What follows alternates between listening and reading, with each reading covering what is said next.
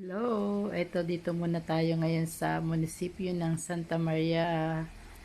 Ako ay magbabayad ng amilyar dahil Marso na po ngayon kaya nagbayad ako ng amilyar. Sandali lang po ako diyan kasi walang masyadong tao kung nagbabayad kaya mabilis lang po. Walang pila.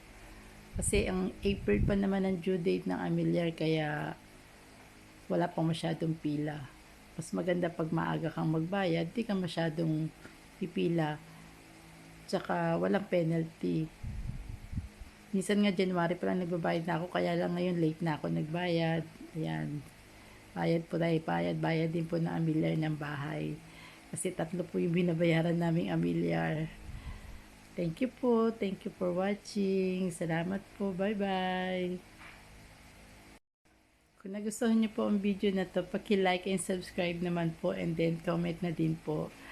Maraming salamat po sa aking mga subscriber at sa aking mga subscriber dyan. Thank you po.